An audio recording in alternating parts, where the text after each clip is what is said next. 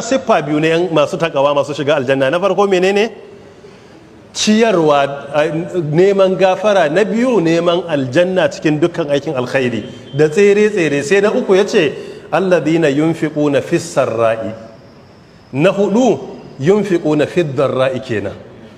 Siffa na uku sune suna ciyarwa a cikin wadata, suna da ƙoƙarin ciyarwa a cikin wadata.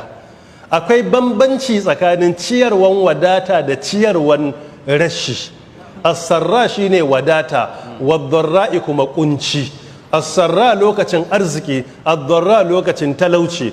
As-sarra lokacin da baka da tsanin bukatan kudin, wad-dharra lokacin da kake da bukata.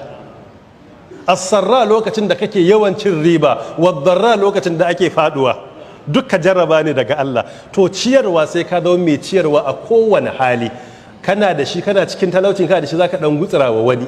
Ana cin riba ko ana faduwa bai hana ka yin aikin alheri ka ciyar. Sannan investment ɗinka na kawo profit bai kawowa bai hana ka taimaka. Muna fahimta da kyau? To shine fis sarra, ai alladhina yunfiquna fis sarra kuma wa yunfiquna fid dharra shine tafsirin. Sannan suna ciyarwa a cikin babu. Ciyarwa a cikin sauki da wadata in ɗan kaɗan ne bai da wahala. Mutumin da ke da naira miliyan 1 ya cire naira 10 ko naira 1000 bayar iya da sauki. Amma kaga in yana da miliyan 1 ba da naira 1000 ya zama nawa ya bayar?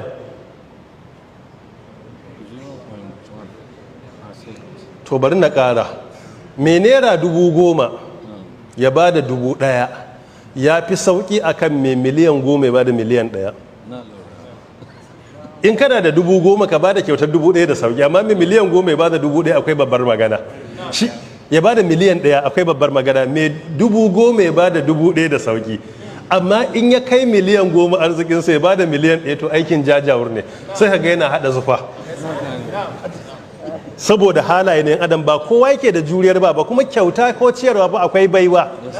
Wani yana da miliyan 1 zai iya kashe 500,000 ya ciyar a Ramadan din nan, zai kashe 700,000. Wallahi wani na da miliyan 10 ba zai iya bada naira 10,000 ba.